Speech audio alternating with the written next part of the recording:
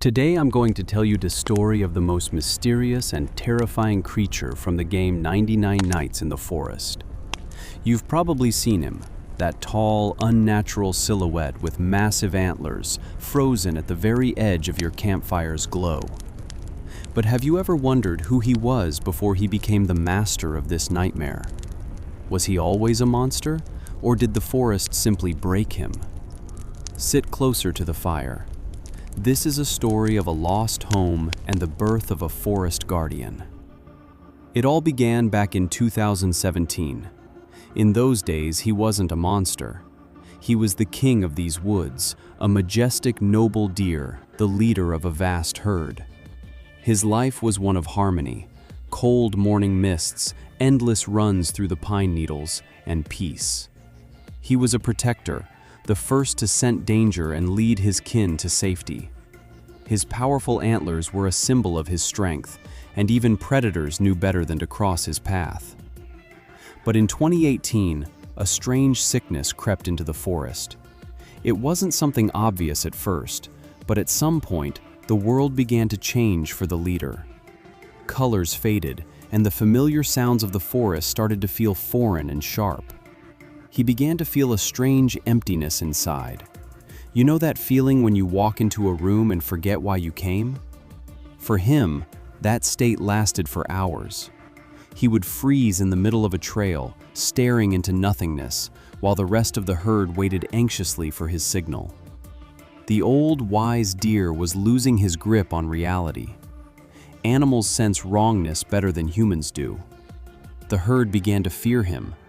His loyal mate was the first to stop coming near, and the younger stag started to give him a wide berth. Soon, he was left alone. Banishment is the quietest yet most painful execution in the wild. He wandered in solitude for years.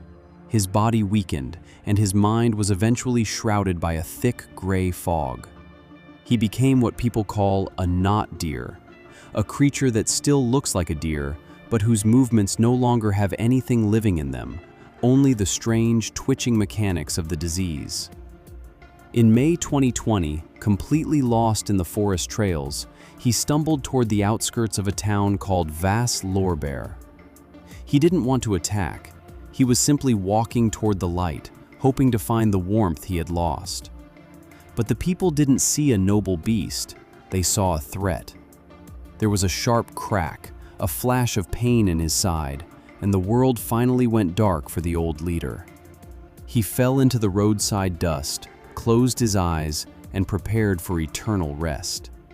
He was glad that this long torture of loneliness was finally over. But in the forest of Vas Lorbeer, silence never lasts long.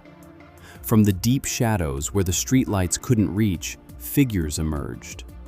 On their heads were masks made from the skulls of his kin, and their footsteps didn't rustle the grass. These were the ones who had waited centuries for the arrival of a special vessel. They didn't let him go. They lifted the wounded body of the majestic deer and carried it deep into the thicket, to a place where reality begins to warp. They didn't want to save his life. They wanted to give him something else. Something that would make him the eternal master of these lands. The cultists brought the wounded body of the deer to the very heart of the forest, to a clearing where the earth itself seemed dead. In the center stood an ancient altar, surrounded by symbols that hadn't changed for centuries. These masked people believed that a deer, marked by sickness and having survived a gunshot, was the perfect vessel for the spirit of the woods. The ritual began, but this was not healing in any way we understand. Bonfires were lit around the altar, sending up thick, sweet-smelling smoke. The cultists began to chant a monotonous hymn, and the air in the clearing became so heavy it was hard to breathe. The deer lay motionless, but in his clouded mind, strange images began to flash.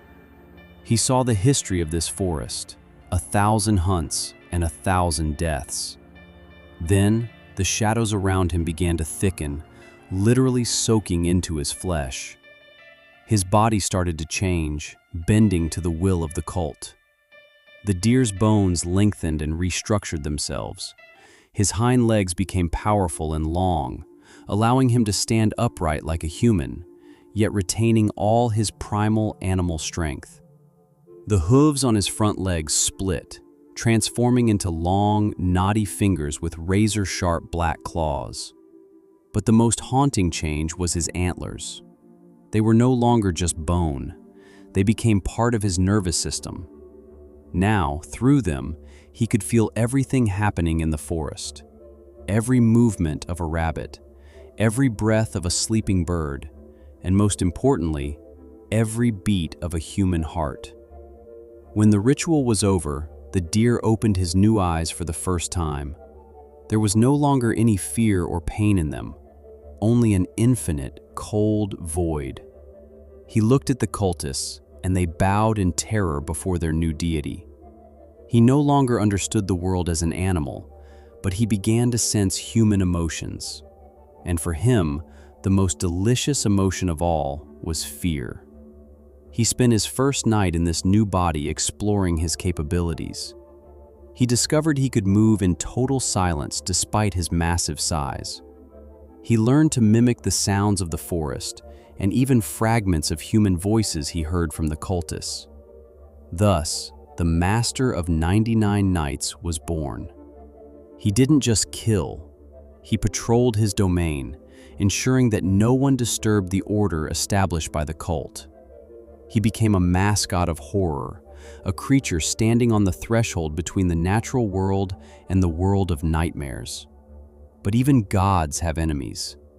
Soon, the deer had to face other spawn of this forest, such as the giant owl and the fierce ram. A silent war for territory broke out between them, and the deer had to prove his right to the throne. He became the most cunning and dangerous among them, learning to use light and shadow to drive his prey into a trap. As the years passed, the deer finally merged with the forest. He became its soul, dark, scarred, and infinitely lonely. He no longer remembered what it felt like to run through a field in the rays of the sun. His world became one of eternal twilight and the scent of a dying campfire. But even as a god, he was not immortal. In November 2025, the silence of his domain was shattered by something from the outside. A shadow descended from the heavens, the massive, swift bat. It was an ancient creature that did not recognize the deer's authority. A battle broke out between them, the likes of which no human had ever seen. The forest shook from their cries.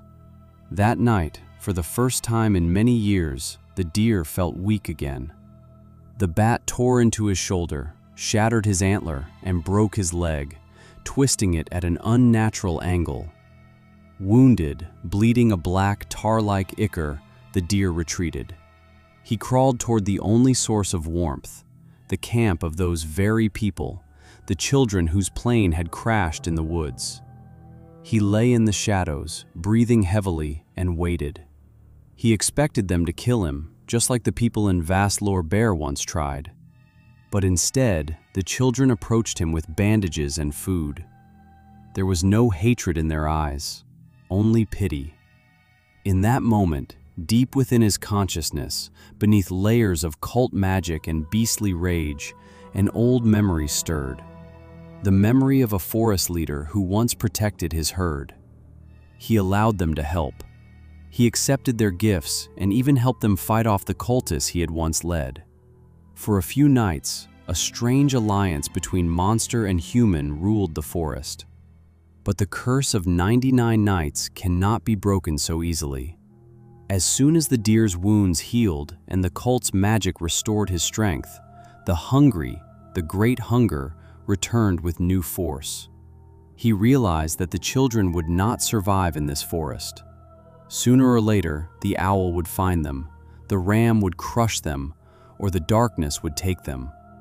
And so, the deer made a choice. His only merciful decision. He took them.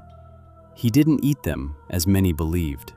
He carried them away to the deepest caves, to a place where no rescue helicopter could ever reach. He decided they would become part of his new herd. He would protect them the only way he knew how, by haunting them, guarding them, and keeping them in eternal captivity. Now, as the 99th night falls, the deer stands upon a cliff, looking down at the empty camp. The fire is dying out, crumbling into sparks. He hears the hum of helicopters searching for the lost, but he knows they will find nothing. He lets out his final call, a mix of a stag's cry and a human scream. He is inviting new guests into his domain. Because 99 nights will end, but the forest is always hungry. And as long as the moon shines over Vastlore Bear and the last flashlight flickers out, the deer will be waiting. A righteous leader who became an eternal nightmare. That is the story of the deer. Next time you see him in the game, remember, behind those antlers lies not just a script, but the tragedy of a creature that was once a king and became a prisoner of his own forest. What will you do on your first night? Will you help a wounded beast, knowing the price he will demand for his gratitude?